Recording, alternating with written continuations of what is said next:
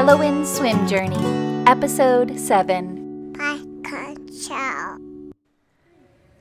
One of the most exciting, concrete pieces of progress you can see in a swim class is your baby's ability to hold their breath for longer periods of time.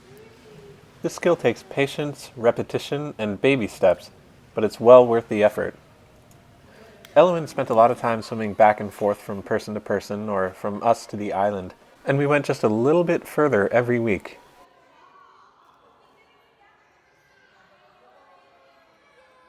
Once she was comfortable with this, we started setting up realistic scenarios to help her deal with different situations in the water. When Elowyn falls into the water unexpectedly, it's a really important moment to give her the opportunity to hold her breath and try to kick up to the surface. Developing that kind of independence in the water can be a life-saving skill.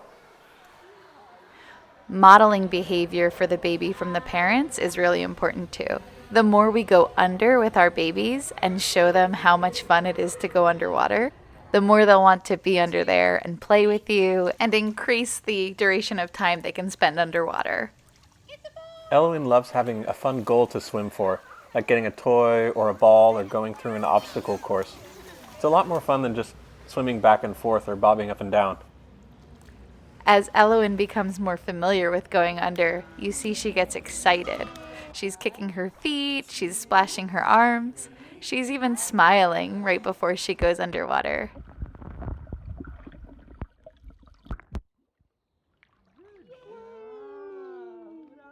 Good job, big girl.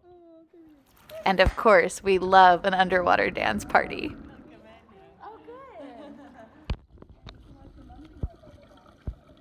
Through patience, repetition, and finding creative ways to motivate her, we were able to teach her to swim further and further underwater in increasingly complex and difficult situations.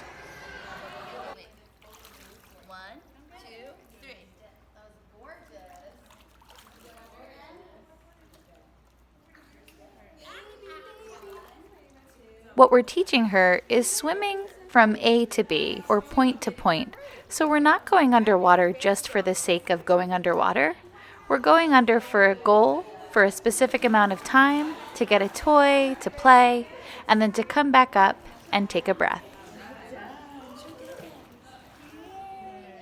Hey Elowyn, what's your next video about? Backflip. Back float. Yeah. Yay!